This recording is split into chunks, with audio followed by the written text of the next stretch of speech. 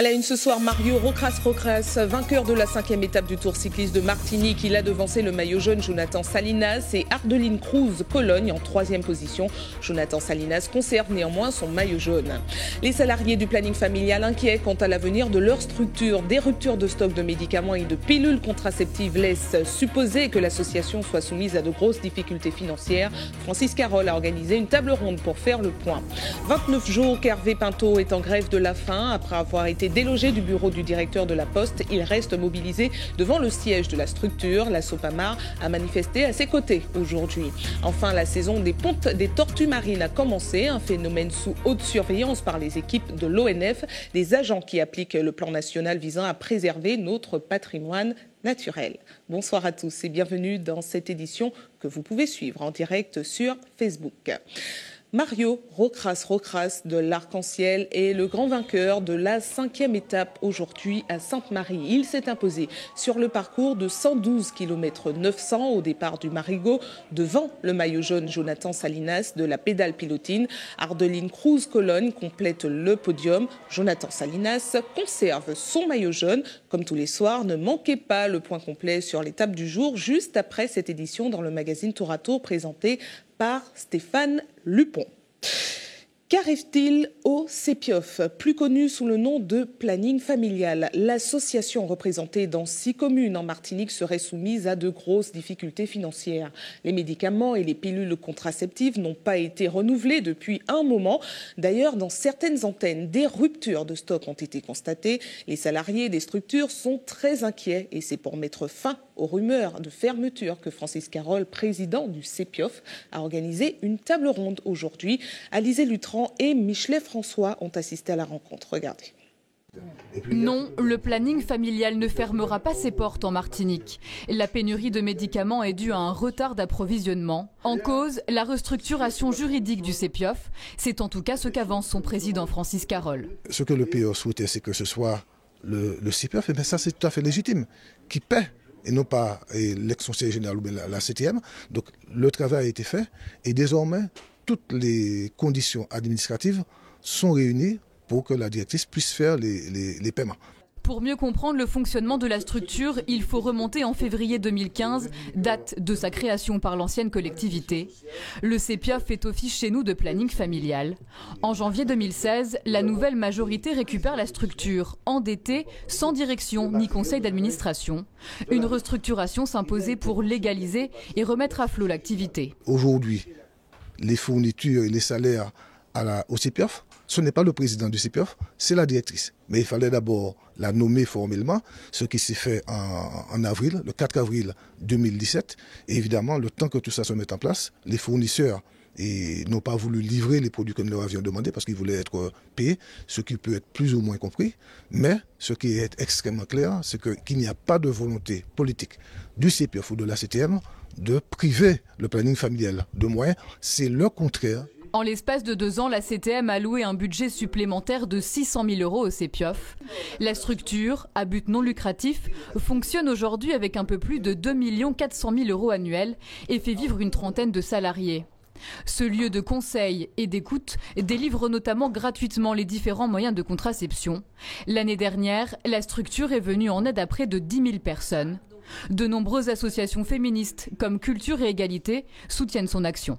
Le problème que ça pose si ce genre de structure disparaît, c'est le problème de l'éducation à la sexualité. Alors je sais que dans les écoles, dans les collèges et les lycées, ça se fait, mais là, on a quand même toute une couche de la population, jeune, je pense surtout à ces femmes, ces jeunes femmes-là, qui n'ont pas forcément accès à cette éducation. Et là, elles peuvent poser des questions en toute confidentialité, en se sentant en sécurité. En 1974, la loi Veil donne librement accès, et notamment aux mineurs, aux contraceptifs.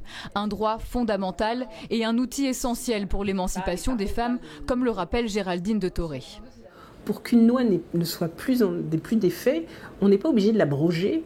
Il suffit juste de ne pas donner aux femmes les moyens d'exercer ce droit. Si vous n'avez plus les moyens d'exercer ce droit, c'est comme si on avait abrogé la loi.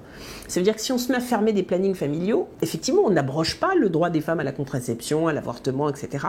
Mais on rend la possibilité d'exercer ce droit de plus en plus difficile. De son côté, Francis Carole assure vouloir maintenir et renforcer la structure en accordant notamment 200 000 € supplémentaires de budget pour apporter de meilleures conditions matérielles et transférer les 26 salariés dans des locaux plus récents à l'horizon 2018. Au chapitre social, voilà 29 jours qu'Hervé Pinto est mobilisé au siège de la Poste de Fort-de-France. Après avoir occupé le bureau de son directeur pendant plus de 15 jours, c'est devant la structure qu'il montre sa détermination aujourd'hui. Une mobilisation soutenue par la Sopamar qui a manifesté aux côtés d'Hervé Pinto ce matin.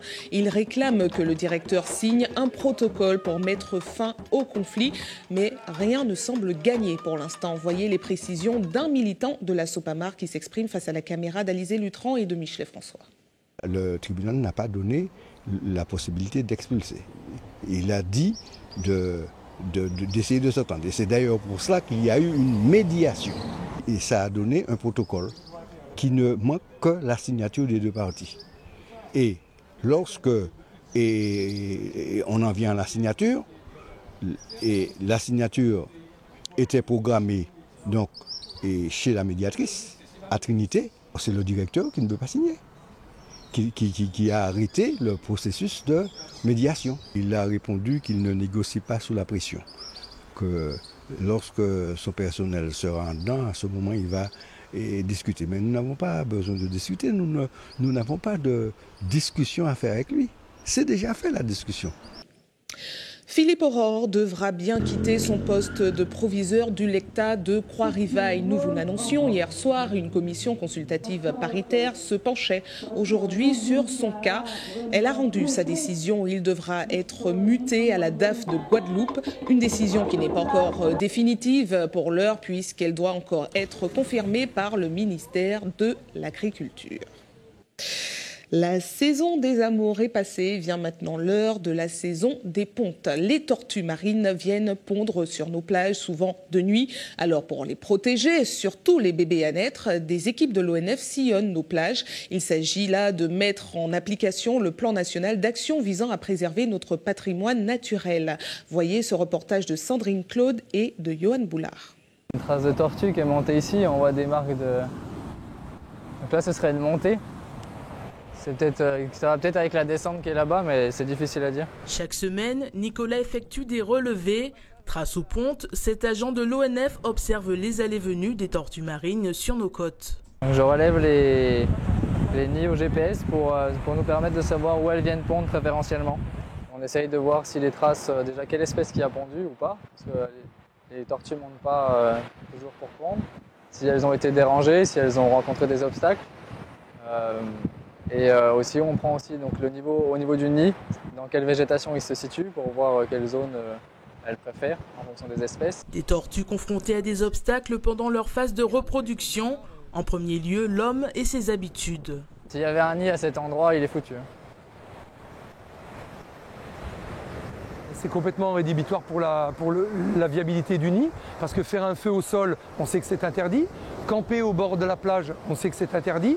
Vous avez vu des campeurs à l'entrée de Macabou, donc là c'est interdit. Et surtout ce qui est interdit, c'est d'utiliser des lumières qui sont très fortes. Quand on fait des comptages, on utilise une lumière rouge pour justement éviter d'aveugler la tortue. Les tortues imbriquées pondent souvent donc, dans la végétation en lisière de forêt, donc il suffit qu'il y ait une route qui se situe entre la plage et la lisière de forêt et soit elles sont obligées de franchir la route, soit elles n'arriveront pas à pondre parce que le sable est tassé. D'où la nécessité de préserver l'état de ces plages. Débutée en mars, la période la plus propice à la ponte des œufs se termine vendredi. Rien que la semaine dernière, 4 tortues ont été observées en train de pondre à Sainte-Anne. Elles peuvent revenir pondre à peu près tous les 3-4 ans. Et alors ce que j'ai compris, c'est que les tortues, quand elles viennent, elles ne pondent pas la totalité des œufs la première fois. Elles viennent, elles ont un coin dans la mer où elles peuvent manger, où elles ont leur garde-manger. Elles vont rester dans le coin, elles vont incuber leurs œufs. Et à peu près, quand il y aura à peu près 100 œufs qui seront prêts, elle viendra les pondre. Et ensuite, elle reviendra 2 semaines après pour repondre à nouveau une centaine d'œufs. Et elle peut revenir 5 à 6 fois, voire 8 fois sur la même plage pour repondre ses œufs. Après la phase d'incubation de 60 jours et l'éclosion des œufs, seule une tortue sur 1000 en moyenne parvient à maturité sexuelle. Aujourd'hui, l'espèce est plus que jamais en voie d'extinction. Direction la Guadeloupe où l'esprit était à la fête aujourd'hui pour marquer la fin de la campagne sucrière. Nous vous en parlions hier soir. Le bilan ne s'annonce pas très positif avec 30 000 tonnes de cannes qui sont restées sur pied. Mais pas de quoi entacher l'esprit de fête. Le traditionnel ballet des Titans a été maintenu. Voyez ce reportage de Linda Kersi et Moïse Dexter. Au centre de transfert de l'usine Bonne-Mère, dernier chargement pour les Titans. Sentiment du devoir accompli, mais aussi mélancolie. Ça va me manquer, mais on n'a pas le choix. C'est pour ça qu'il y a la récolte, on se donne à fond, c'est pour une période, on profite. C'est notre passion dans ça d'être là toute la journée. Et ça nous fait plaisir. Chaque année, tous les conducteurs de ces mastodontes du transport de la canne se donnent rendez-vous ici pour marquer la fin de la récolte. Puis pour marquer cette fin de récolte, traditionnellement, on a un défilé de camions qu'on fait profiter aussi les gens, les fans, surtout les fans, parce que d'habitude, ils n'ont pas le temps de regarder les camions qui passent. Et là, on lui fait des petits cadeaux, là, on va aller faire un petit défilé et puis envoyer quelques cadeaux pour eux. Alors, ça va leur faire plaisir, les petits fans. Et sur le site de Bonne-Mère, de nombreux badauds tiennent à immortaliser ce convoi très spécial. Et on se fait un réel plaisir de venir là pour regarder la fin de la récolte. Parce que vraiment, le camion tuning est super. Hein? Et puis de voir des femmes, des jeunes femmes qui conduisent ça, alors merveilleux. Personnellement, nous, comme nous sommes en vacances, nous sommes les Martiniquais, ça nous plaît énormément de voir ça, puisque ça nous manque en Martinique. Et c'est la première fois que je vois ça, c'est très intéressant ce que je trouve. D'ici quelques minutes, une quarantaine de camions Titans vont quitter le centre de transfert de l'usine Bonne-Mère, direction Gardel, dernier convoi de la campagne sucrière 2017.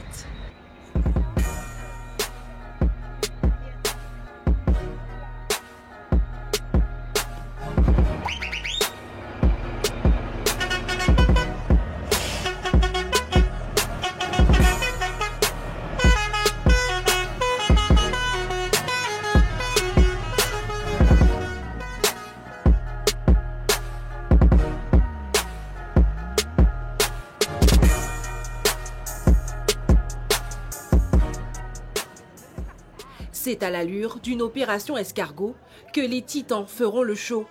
Jeu de lumière, klaxon, tout azimut.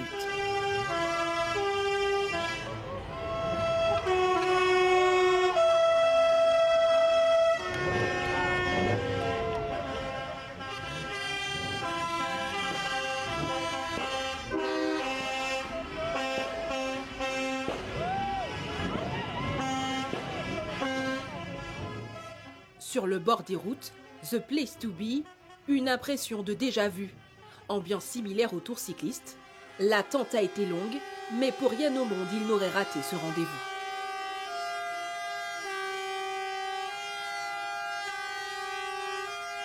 On est venu avec des amis et on était impatients de voir. Comme c'est intéressant, j'ai jamais été, donc c'est beau à voir. Il y avait des distributions de boissons. Et c'est intéressant. Je suis venu là depuis à 21h, donc on attendait les camions à ce qu'ils arrivent. J'ai été au rond-point du RSMA, je les ai attendus, on les a vus. On est venu ici à Périn pour les voir. Donc voilà, c'est super beau. On est venu. Moi, c'est la première fois que je viens regarder. Je trouve ça magnifique.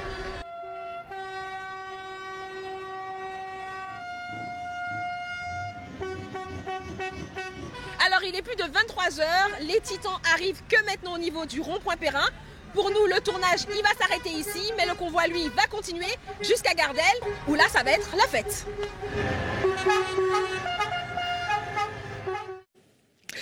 De retour en Martinique avec un appel au financement lancé par les élèves du lycée Joseph Pernock au Lorrain. 25 élèves d'une classe de première souhaitent partir en voyage scolaire en Angleterre. Seulement, il leur faut de l'argent et c'est pour cela qu'ils organisent demain soir un spectacle à la Maison de la Culture du Lorrain. L'artiste Guy Métali leur prêtera main forte. Il a présenté le projet face à la caméra de Michelet François. Regardez.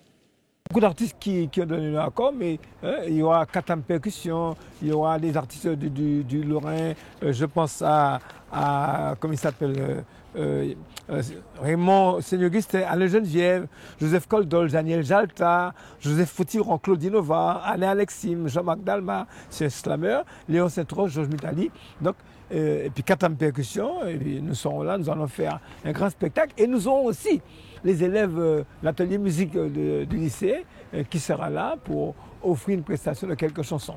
15 €, c'est... Je ne dis même pas que c'est un spectacle qui coûte 15 €, c'est une bonne action. Une bonne action. On peut payer 50 €. Je connais un monsieur qui m'a dit, je donne 50 €, mais je ne veux pas un spectacle. Il donne 50 € pour aider ses enfants. Donc nous avons mis un prix unique de 15 € et nous souhaitons remplir cette maison de la culture pour donner un spectacle formidable à tous ceux qui viendront. C'est une maman pâle. Restez avec nous à suivre. Dans un instant, nous parlerons de la fête du cinéma qui est programmée demain à Madiana. Tous les films à l'affiche seront accessibles au tarif unique de 5 €. Du 7e art à l'art du cirque, le nouveau cirque vietnamien où se mêlent l'humour et la danse se jouera à guichet fermé. Pour l'instant, au Tropicatrium, quelques places sont encore disponibles pour le 14 juillet. Parlons tout de suite de la fête du cinéma proposée à Madiana. 5 €, c'est le tarif unique proposé pour tous les films à l'affiche. Le grand rendez-vous est prévu demain et pour en parler, nous recevons le directeur d'exploitation de Madiana, Thomas Balmel. Bonsoir. Bonsoir. Merci à vous d'avoir accepté notre invitation. Merci. Alors, on va commencer bien évidemment par à parler de la programmation qui sera accessible pour les petits et pour les grands. C'est ça ? Alors c'est exactement ça. C'est vraiment l'idée d'une fête. Voilà, une grande fête toute la journée, de la première séance 9 h le matin jusqu'à 23 h 30 le soir. Et avec l'expérience, c'est la 19e fête du cinéma. Donc l'expérience nous montre que le matin, c'est plutôt des familles. Donc on a plutôt des films pour les familles le matin, des dessins animés et des films familiaux. Et le soir, des films un peu plus blockbuster pour une clientèle un peu plus ado et jeune adulte. Voilà. Alors pour ceux qui nous regardent, on va leur proposer un extrait de ceux qui les attendent demain. Regardez. Les riches et les puissants comme Stark, ils n'en ont rien à faire de nous. Le monde change, les amis. Il est temps qu'on change, nous aussi. Ces armes sont hyper dangereuses. Écoute, Peter, oublie ce monstre volant. Il y a des gens pour gérer ce genre de choses. Ce type est là, quelque part. Va falloir que je m'en occupe.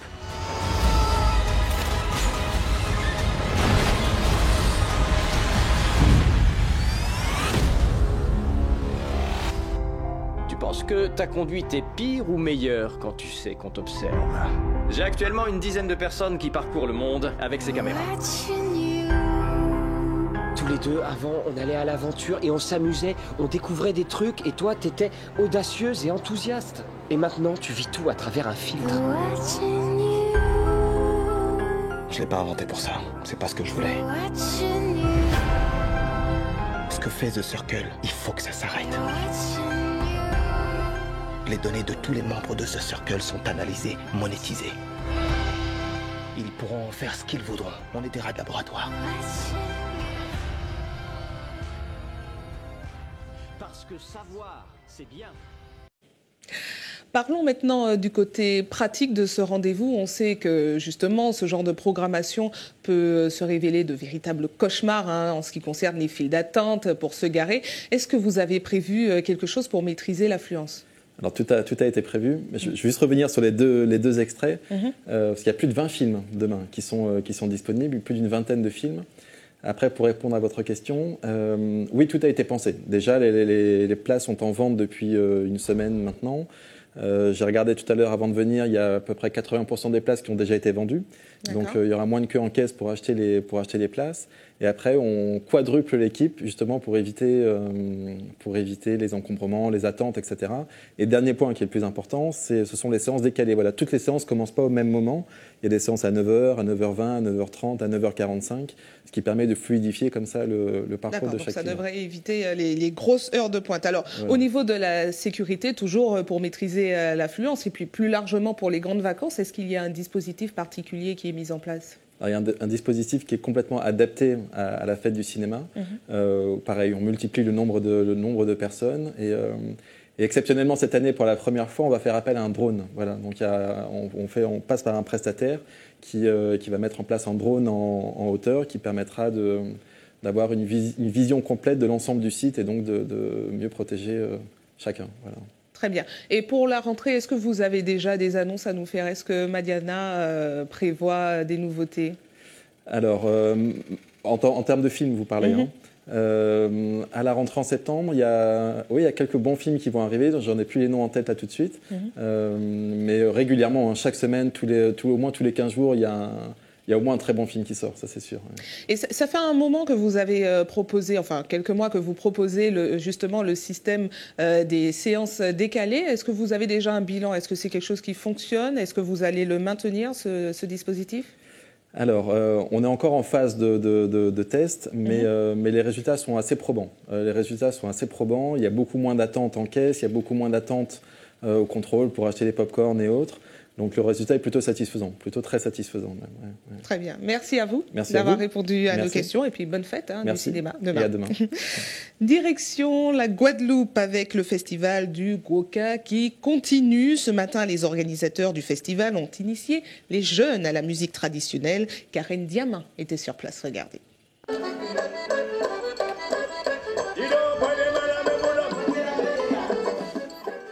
Pratique et technique, ici on apprend les rouages du quadrille. Alors le pantalon, le commandeur dit poignez la main des dames, on avance, êtes-vous à ma parole, on recule, et après allemande à gauche. Alors c'est le commandement, c'est pour le cavalier.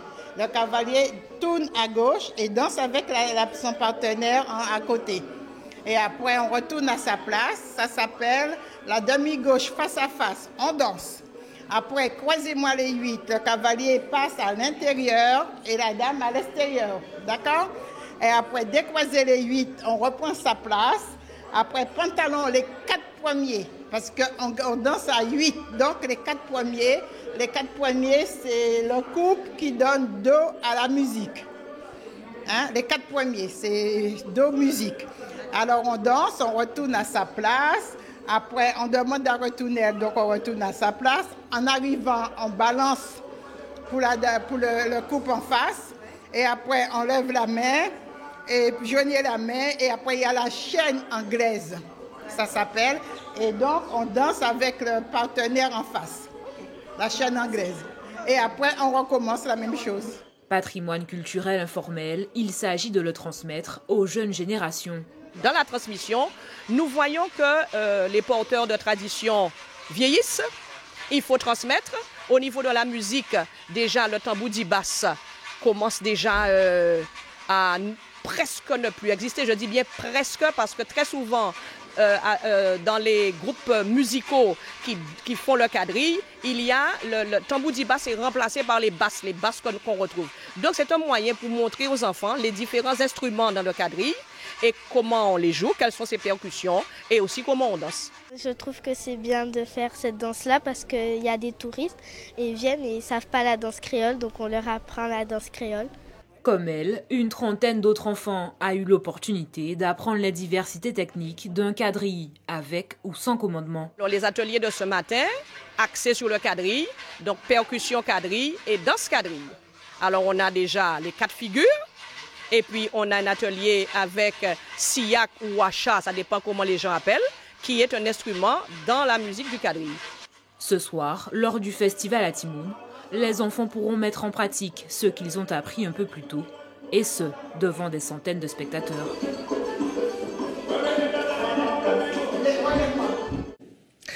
De retour en Martinique et nous continuons à parler culture. Un spectacle de nouveau cirque vietnamien est proposé cette semaine au Tropicatrium.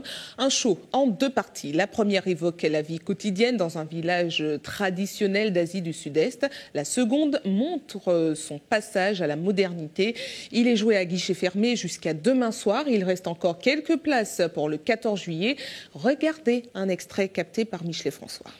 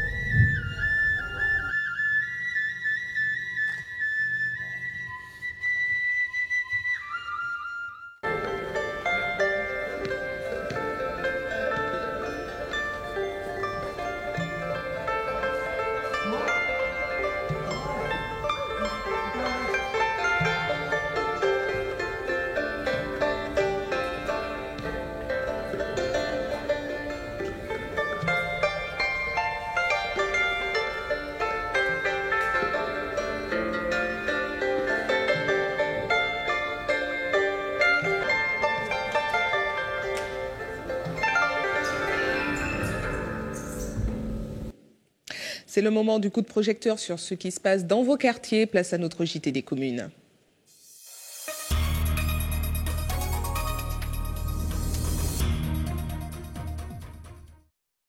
Direction tout de suite Fort-de-France où tous les bacheliers de la commune ont été conviés par le maire à un pot d'honneur. La cérémonie s'est déroulée au Fort Saint-Louis. Ils étaient environ une centaine à avoir répondu à l'invitation. Voyez les réactions recueillies par Johan Boulard. Je trouve que c'est une très bonne initiative, ça réunit pas mal de bacheliers. Pour moi, ça représente de la part de la ville de Fort-de-France une envie de valoriser ceux qui ont eu leur bac et de... comment dire ça, de mettre en commun une communauté de personnes qui a beaucoup travaillé et qui sont heureux de se réunir pour fêter leur bac. J'attends de m'amuser au maximum et puis profiter des belles choses qui nous ont été offertes, comme par exemple les prestations musicales qui sont là, le livre qu'on va recevoir du parrain, notamment le fait de rencontrer d'autres personnes de Fort-de-France, etc. Ça permet de faire plus de rencontres et tout ça fait que ça sera vraiment une belle manifestation. Ça me fait plaisir de voir que depuis l'année dernière, il y a autant de bacheliers qui viennent, ils viennent parce que c'est leur commune qui organise cette réception et puis c'est un moment de partage en fait, tout simplement avec des jeunes de notre âge, à quelques années près, enfin un ou 2 ans près. Je pense que c'est une chose importante que la ville a voulu souligner, marquer cette empreinte par cette manifestation, recevoir nos jeunes bacheliers parce que c'est un enclin dans la vie pour plus tard, la vie professionnelle pour certains et puis pour d'autres aussi c'est le départ d'autres orientations en matière d'études.